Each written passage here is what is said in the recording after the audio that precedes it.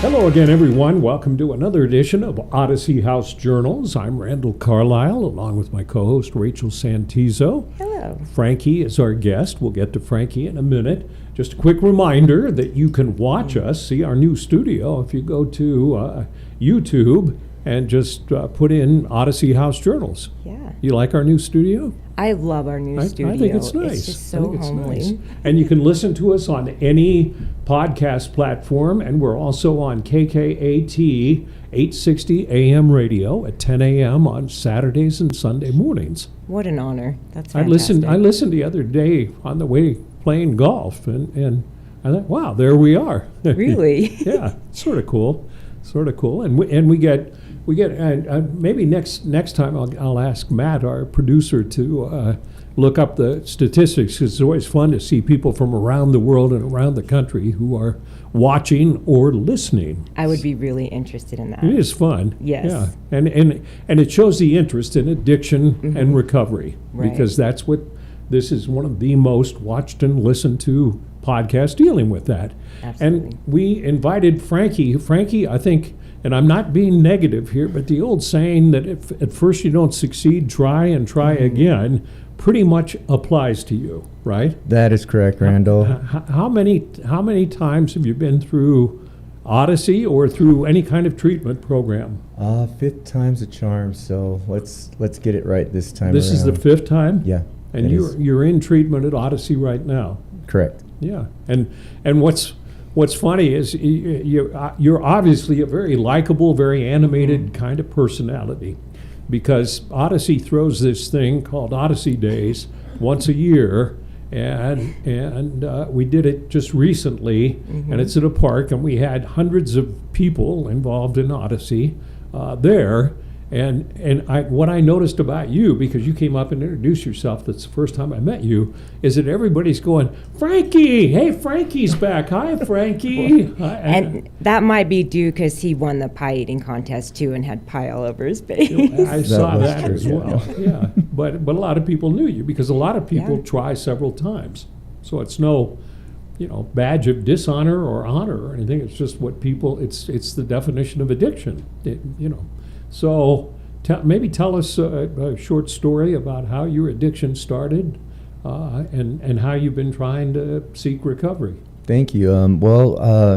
Odyssey Days is just amazing, and try again. And this is I said, the fifth time around, and I just know that there's a special connection with me and Odyssey, and this is the year where I just know I have to get it right, or else I won't see 42, and my addiction, I think I'm going to start with just a little bit of shame. I think it all started around, I just had a psych eval, with my doctor and everything, and we're discussing, oh my gosh, what is the phrase? I just had it in my notebook, but it's okay. It's just a trauma when you start as, a child, and for me, I think the shame and guilt started very young because of just sad, just unfortunate to say, these feelings as a confused boy and my gender role and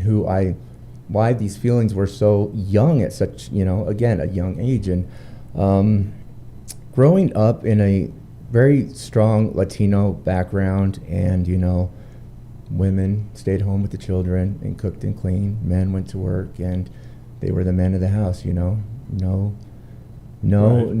stuff like that, so, and, Catholic background. And then finally, there was an incident on Christmas, I think, where that just stuck, where I just didn't get the certain toys I wanted, and they're like, well, something's wrong with this kid, what's going on, So I think that was just, an unfortunate feeling and start of shame, when it came to the holidays for me, and just trying to hide what these things were with Frankie. And so What were the things with Frankie?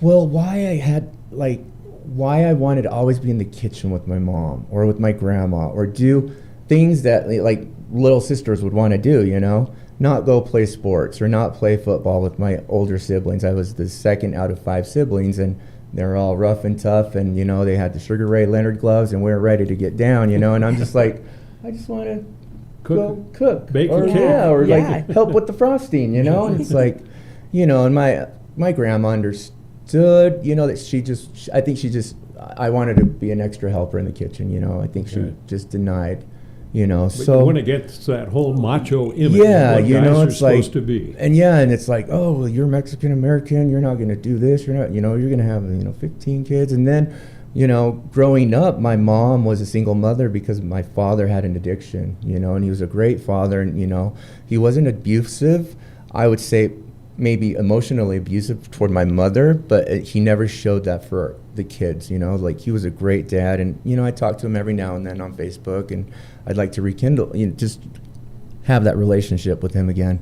But as we grew up, my mom was just trying to find faith for us, and we live here in Salt Lake City, so we started to practice, the church, and baptized at 12, and that's just another thing that I was so scared of and just worried about. How am I going to do this? I want to find faith. I want to find my higher power. And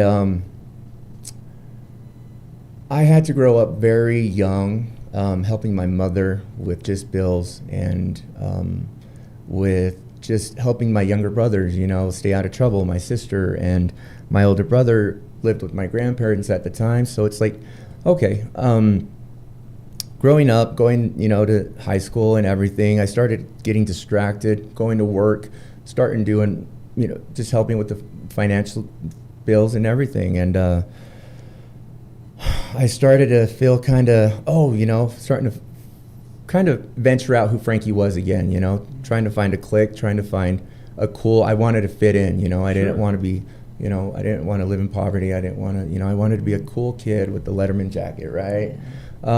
But it was just so hard because in my teens, I was already living a double life. I knew that I was going to be part of this community called the LGBTQ community later in life, but I just didn't know how to approach it or even tell my mom or my family or my friends, and it's later in the story, but so I think it was 2003. I was starting to go, to the nightclubs and starting to experiment with pot. And it was just pot, it was just like, oh, just take a hit, right? And I went out, I think it was Bricks back then. Yeah, it was. My goodness. Bricks. Yeah, Bricks. Mhm. And the Bay right next door. Sure. And I wanted to fit into that nightlife. I wanted to experiment. I wanted to see what else was out there, and the curiosity killed the cat. But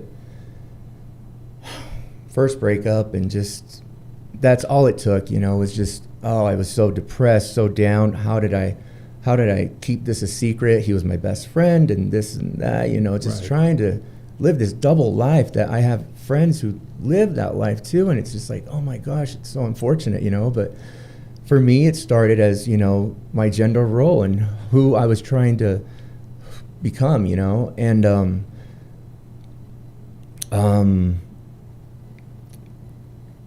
I ended up moving to Las Vegas. Like, on Christmas Day, I told my mom, I have to sit down and tell you something. Out of all days, Christmas.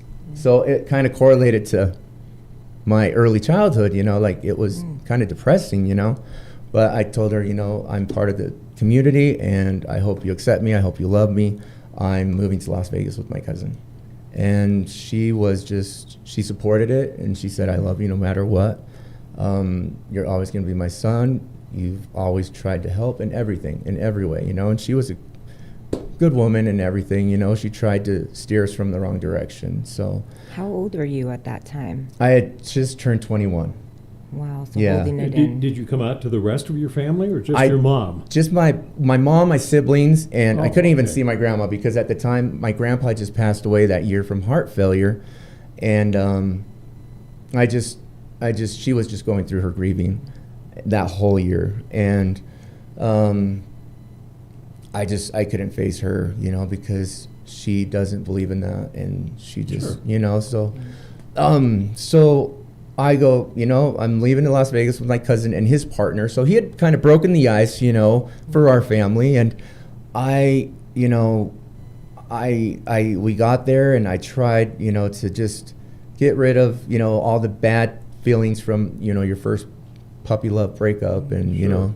But it was amazing when I lived in Vegas. I felt like it was like on top of the world, working at a casino, working the nightlife. Just, I could literally just be Frankie that first day, especially with my cousin who was like a mentor, and I love him to death today. And he was there at Odyssey Day, so thank you.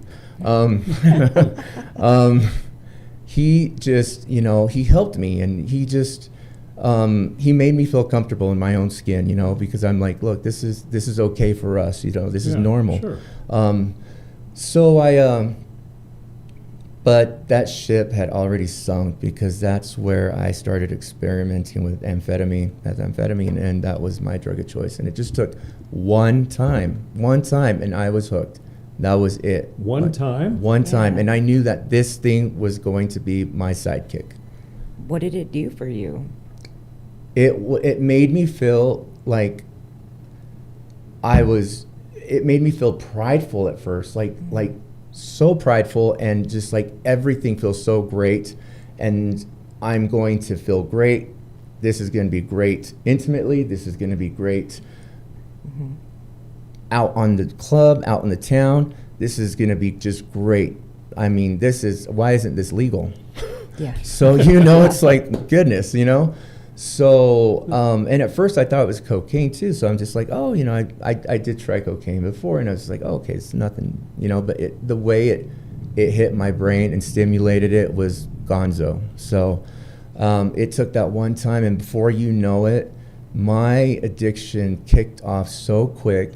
I lived in Vegas for about 7 years, and 6 of those years were just using like every weekend, or it progressed to like every other day. And it was to the point where I lost everything. Like I was practically on the streets in Las Vegas. My relationship with my cousin was destroyed. And thank goodness today, that we have that relationship reestablished. And it's so crazy how meth works in our community. And we have such an amazing community, especially allies for the LGBT community, but there's this underlying like icky underground cult when it comes to the G part. Yeah. And it's something that, if you don't mind me sharing, is, an acronym, and it's party and play. And it's, P&P. P&P. And it's Nice. so huge, Randall, in our community that it's not talked about. And it's scary because I know friends who are in that right now, struggling. And for me, it's a struggle to not be on those sites, like those new dating sites. And if you're familiar, Rachel, if you've heard of them, like Grindr and stuff that. Yeah. So though it's like Tinder and stuff, but the way it's presented, it's pretty much finding, a nightcap with illegal substances. Right. And it's so scary, and I just don't know how this is going on with these sites, and that's my downfall. And I wish that we had more awareness in our LGBTQ community, because there's so many people who suffer from that disease. Like, it is an epidemic, and we don't talk about it because it's shame, it's guilt. It's involved. It involves sexuality. It involves sex. I was going to say it involves gay sex. And somebody I interviewed recently told me, that's why I heard of P&P, not because I'm cool and know everything. And he said, we did it for sex. We did it to hook up. And even in bars and stuff, you'd say, you'd mention P&P, and then you'd know whether that person also engaged in that activity. Yeah. You think it's epidemic still? Oh yeah, I don't see. I mean, like I said, we have a strong support system here in the community, but it's not talked about enough. I don't think, like the Pride Center or Utah AIDS Foundation. I think it's just something that just needs to be voiced out. And for me, that it changed my life to where, you know, and this is the part, you know, it gets emotional, but if it weren't for Odyssey House, I wouldn't be able to say that I'm a gay male who lives with HIV today. And I'm undetectable, I'm untransmittable.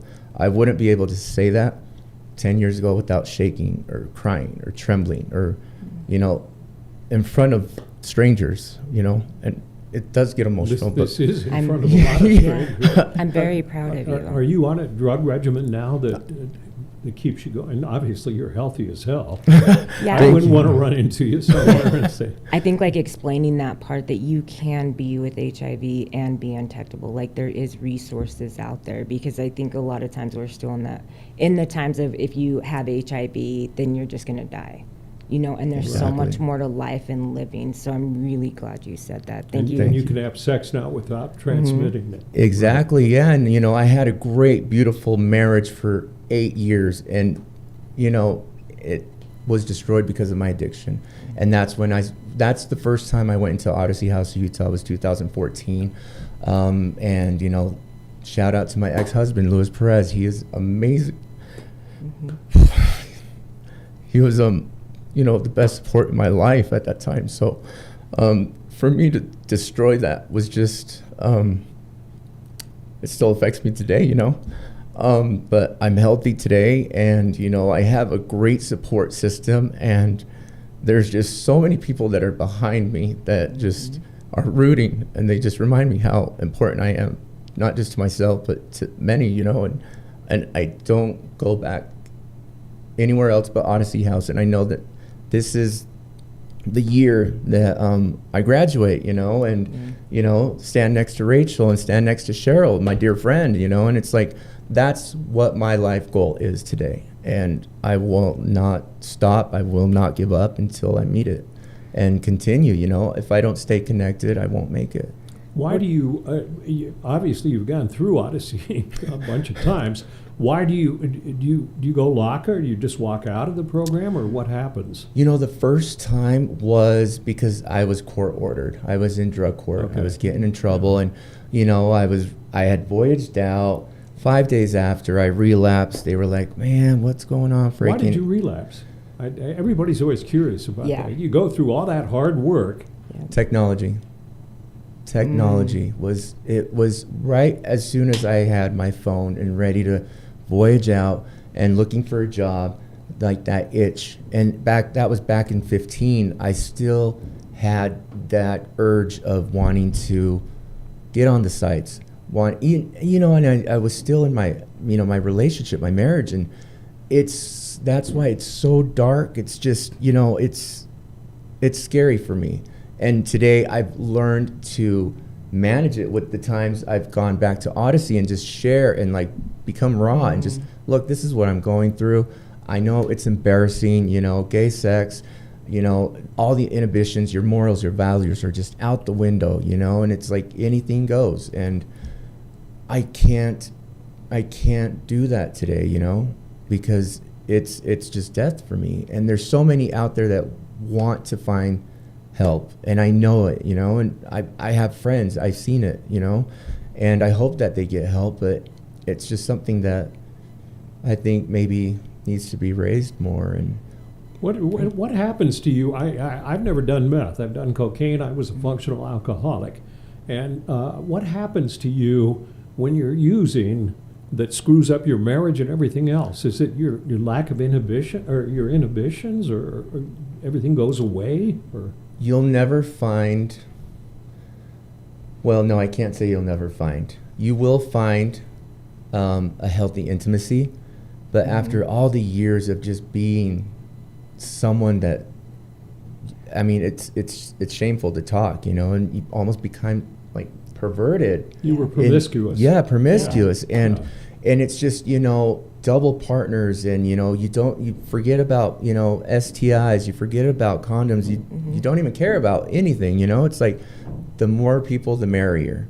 And it's you know, a subcult, whatever, you know, culture too. It goes hand in hand. Yeah, but it does. It goes hand in hand, and it's And just meth so. fuels that. Yes. Meth is such a huge fuel for that community, Wow. and Yeah, you it's can- scary, and it's not just in the G part, you know. Yeah. It's in all the Sure. parts. You so. can go to parks and meet people.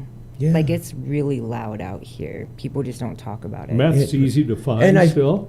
It sure is. I mean, if you can't find your normal hookup, you'll find someone on an app within Yeah. 15 minutes. And I like how you said that, because a lot of times you can tell someone's in their relapse mode Sure. far before they pick up. And so identifying the electronics, I don't know that anybody's really said that. And so I think that's really great that you said that. I'm wondering what makes it different this time for you. Good question. And I'm really glad. But what Yeah, does make yeah. it different? I think what made it different this time was being diagnosed with heart failure myself. Heart failure? Yeah, at You're this 40. big, strapping, healthy man. I mean, my God. It's hereditary, and 20 years of meth use on and off was really the tipping point for me. Like, it was going to kill me in jail. 4 days. I was incarcerated about 2 months ago for citations, and on my 4th day in quarantine, I truly thought I was going to die. Like, take my last breath. Like, and they're the exact same symptoms that my mom had when she was going through her heart failure. So that's something that really hits home to me. I'm like, I'm No walking in her kidding. shoes, you know. And she passed away 2 years ago, so from heart failure, and that's something that I have to just continue to work on. And my grieving process, I haven't even started. So this is the place to do it, you know. Sure. I mean, it's a safe community, and not everyone's going to agree about Odyssey House, but you are a part of Odyssey House once you start your own recovery. You're my brother, you're my sister, whether you're at First Step, whether you're at recovery, you know, whether you're at Sure. Journey, Yeah. Sure. you're always going to be my brother and sister in recovery. So did that scare you, the heart thing, or It did, because you didn't act like you were afraid of dying when you were doing meth and going to the clubs and everything no, else? no. And, you know, I'm about a month and a half clean today. And when I relapsed, I had just been diagnosed. I was released from jail, and I relapsed. And that one relapse affected my body so bad, where I just retained about 40 pounds of water, and my neck was just like this. Wow. I had, Yeah. water, like, you know, it was starting to grow over here. It was so intense that I'm on like a 12-pill regimen today, this morning, on just medications for the heart. And I'm even on diabetic meds that help with the heart. So I'm just like, Gee. my doctor like literally gave me a slap in the hand, man. More than a slap, but he's just like, why are we wasting our time? You want to get into Odyssey House, and you come back on meth. I'm like, do you want to die? If you want to die, go ahead and smoke in your room if you want right now. Right. But I'm not going to waste my time. And I was just like, I was taken aback, you know. And today I'm glad to say Dr. Dylan Wurst is one of my amazing friends, and he's, you know, up in cardiovascular. So Thank goodness. so it's been such a ride, you know. But Is thanks- it the fear of death, or, to answer Rachel's question, is it the fear of death, or do you really, would you have wanted to succeed this time if you hadn't heard about the heart? That is a good question. I think I would have still had the urge or the passion, you know. I've always had that passion. That passion's never been gone.